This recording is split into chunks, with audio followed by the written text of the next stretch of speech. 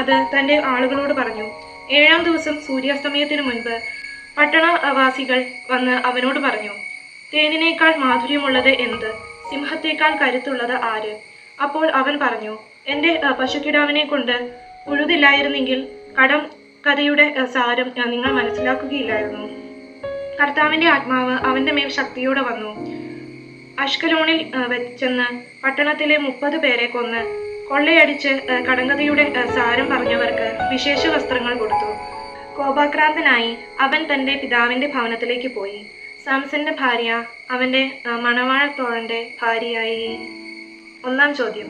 ന്യായാധിപന്മാർ 14 അധ്യായത്തിൽ എത്ര വാക്യങ്ങളാണ് ഉള്ളത്? ഉത്തരം 20. 2-ാമത്തെ ചോദ്യം. ന്യായാധിപന്മാരുടെ പുസ്തകം 14-ാം അധ്യായത്തിന്റെ ശീർഷകം എന്ത്? ഉത്തരം സാംസന്റെ വിവാഹം. 3-ാം ചോദ്യം. സാംസൺ തിമ്നായിൽ ആരെയാണ് കണ്ടുമുട്ടിയത്? ഉത്തരം ഫിലിസ്തീ യുവതിയെ. 4-ാം ചോദ്യം. സാംസന്റെ കാലത്ത് ഇസ്രായേലിന്റെ മേൽ ആധിപത്യം പുലർത്തിയിരുന്ന ജനത ഏതാണ്? ഉത്തരം ഫിലിസ്തീയർ. 5-ാം ചോദ്യം. സാംസൺ മാതാപിതാക്കന്മാരോടൊപ്പം പോയത് എവിടെയാണ്? ഉത്തരം തിമ്നായിലേക്ക്. 6-ാം ചോദ്യം. ഫിലിസ്തീ യുവതിയെ കൂട്ടിക്കൊണ്ടു പോകാൻ വന്ന സാംസൺ വഴിമധ്യേ തിരഞ്ഞത് എന്തിനാണ്?